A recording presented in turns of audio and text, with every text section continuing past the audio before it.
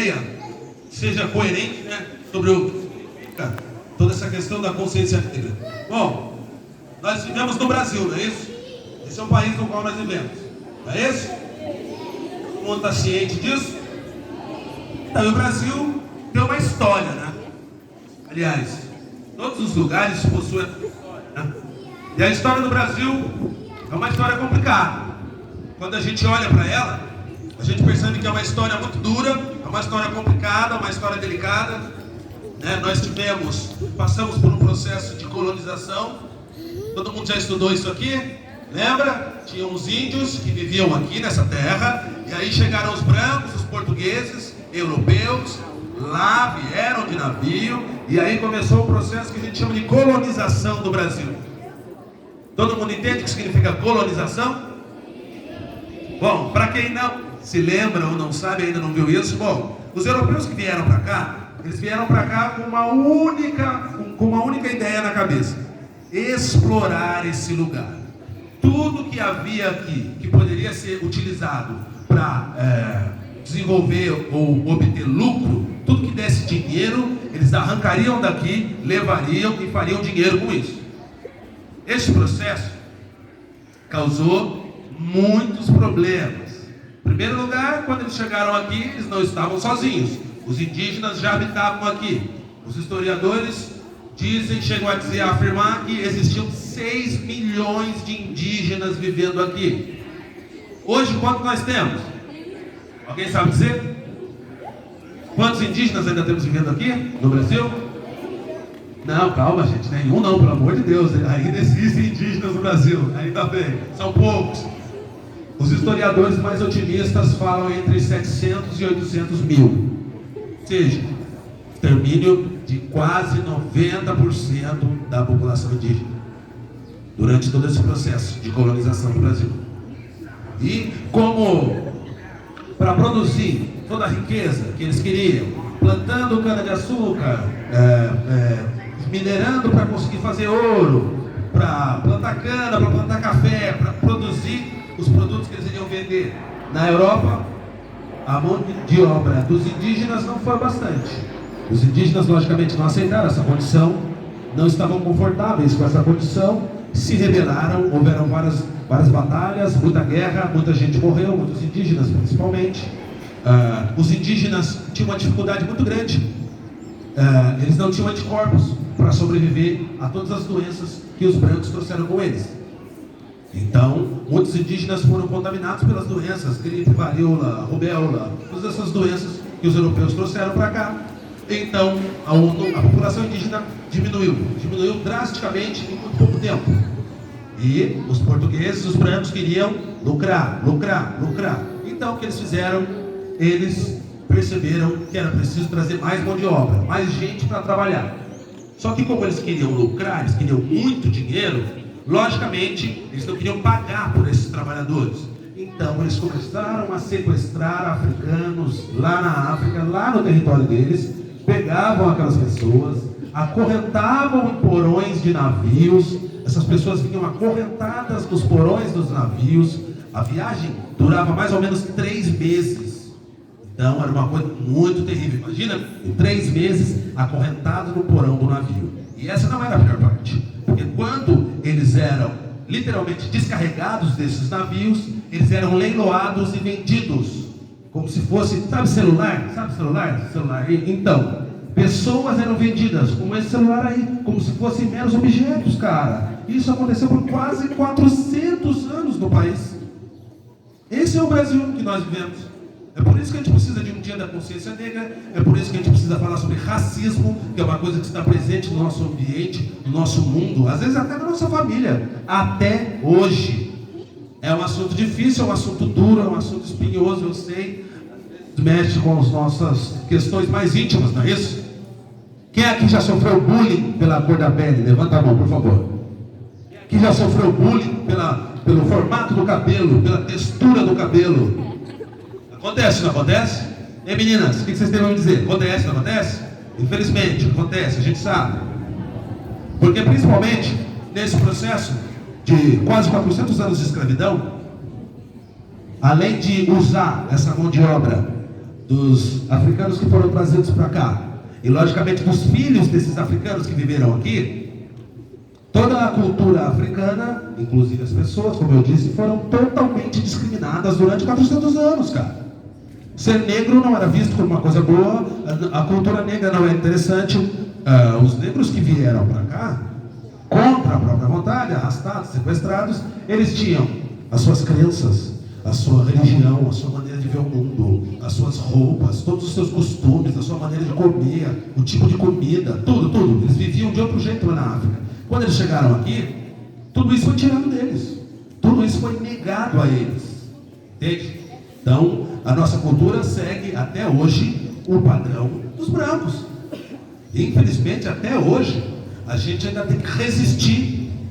Quem é negro, quem tem o cabelo enrolado, ainda tem que resistir, porque o padrão ainda é branco, ainda é do europeu. Depois de 500 anos de formação do país, ainda temos essa visão colonizadora. Nós ainda aceitamos, achamos melhor, achamos mais bonito, achamos mais agradável tudo aquilo que é branco, ainda hoje. Infelizmente, como eu disse, é um assunto espinhoso, é um assunto muito duro, mas é um assunto que é importante falar.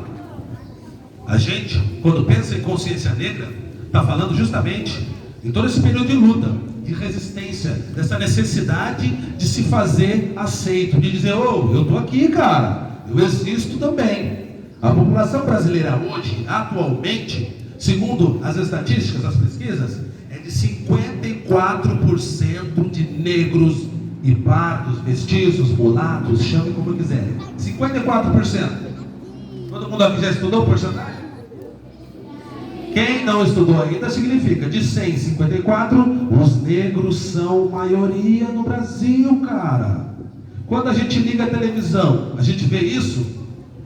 Não. Quando a gente assiste a novela lá, a Malhação da Vida, não, cara, é um ou outro e olha lá, não é isso? Quando a gente olha para os nossos políticos, eles são negros?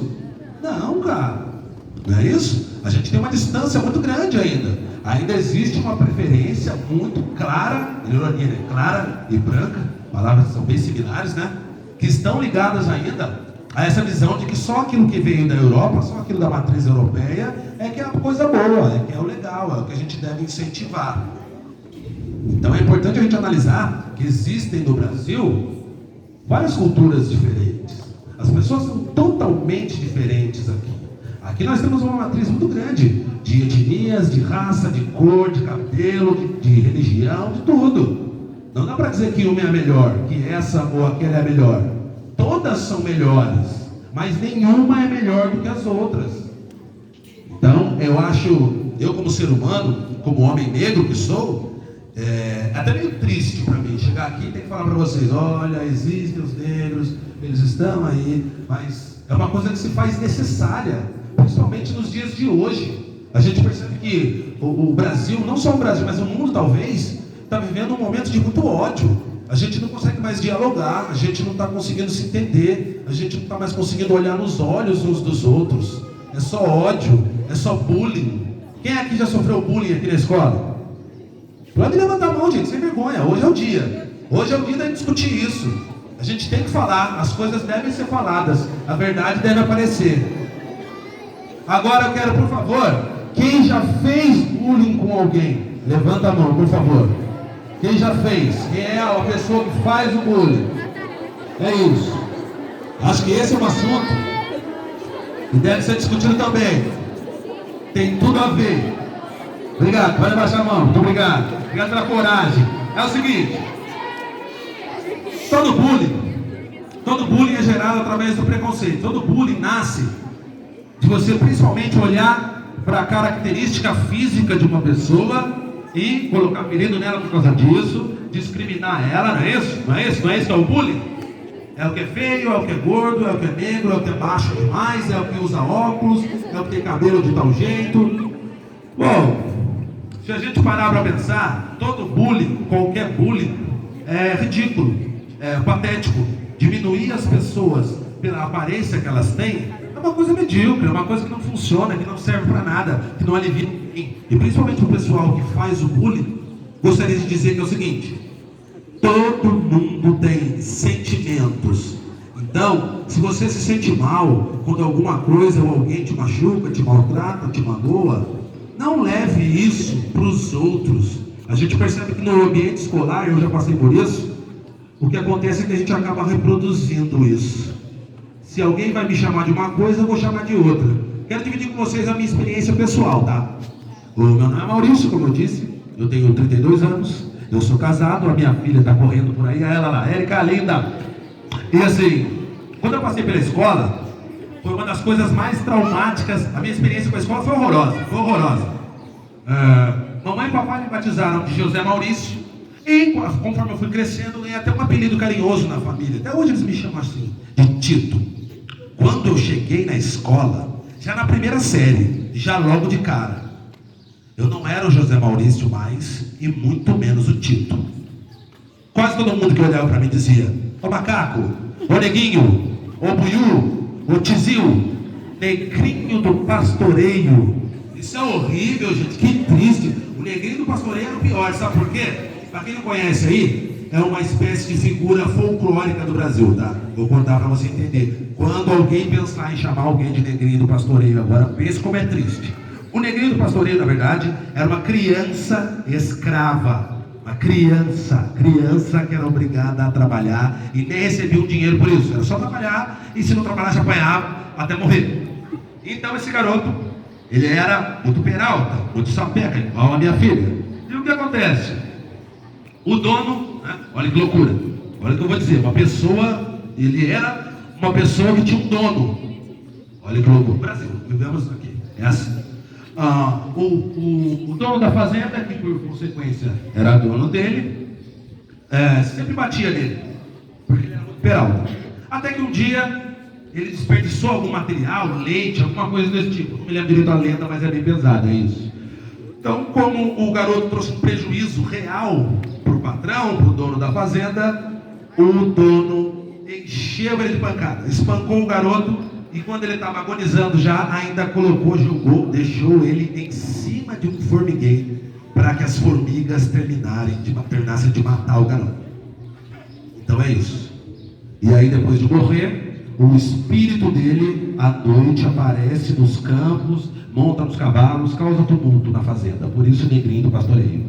Então, não é legal, não é engraçado, pelo contrário, é triste demais. Deu para sacar por que não é legal? Todo mundo entendeu por que não é legal? Deu para entender como é uma história triste?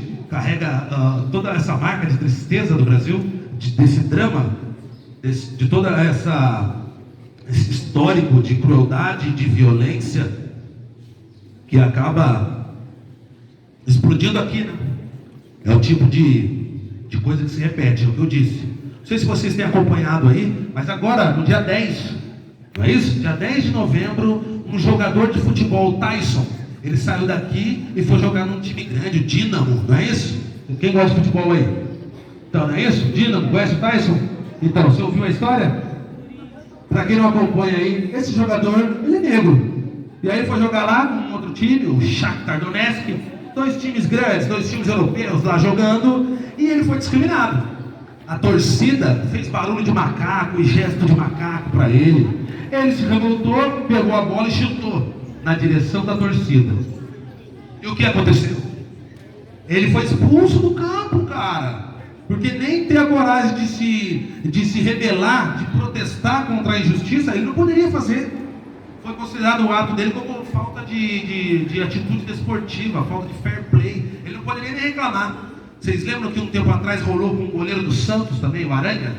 Ele jogava no Santos, ele era goleiro pelo Santos, e aí ele foi jogar no Rio Grande do Sul. Isso foi aqui, no Brasil. Ele foi jogar no Rio Grande do Sul, e aí encontrou o Grêmio, e também a torcida fez barulho de macaco e tudo mais. Eu me lembro também que o Daniel Alves, grande jogador, agora ele está no São Paulo, não é isso? Ele voltou no Brasil, não é isso? Cadê os São Paulinos aí? Estão felizes com o Daniel Alves em São Paulo? Boa ideia? Então, o Daniel Alves, quando ele defendia o Barcelona, ele foi jogar contra o Atlético de Madrid, se eu não me engano, pelo Campeonato Espanhol. E o racismo é tão louco, mas tão louco, que os torcedores do Atlético de Madrid levaram bananas pro campo e jogaram nele, cara. Sacou? Os caras são tão doentes. que eles levaram a banana, saíram de casa, falaram, vou levar uma banana e vou jogar no cara negro. Olha que loucura, olha que ponto chegamos. Esse é o mundo no qual nós vivemos. Uma pessoa está com a banana no bolso, fala, um negro, vou jogar uma banana nele. É isso. Não faz nenhum sentido isso. Então, eu espero que a gente possa refletir um pouco sobre isso. A minha ideia é justamente trazer esse tipo de reflexão para nós. Agradeço a vocês pela paciência. Eu sei que é difícil prestar atenção, ficar sentado. A tela aqui está meio clara, tá? A tela do nosso data show aqui está meio clara, mas eu queria passar um vídeo para vocês que se chama 8 depoimentos de como é ser negro no Brasil, tá? Não vai dar para a gente ver, mas eu acho que dá para ouvir pelo menos. E eu acho que a ideia de ouvir pessoas falando sobre como as experiências delas são é uma coisa que eu gosto de fazer e eu acho que vocês gostariam também. Então, vou passar um vídeo para vocês, um momento.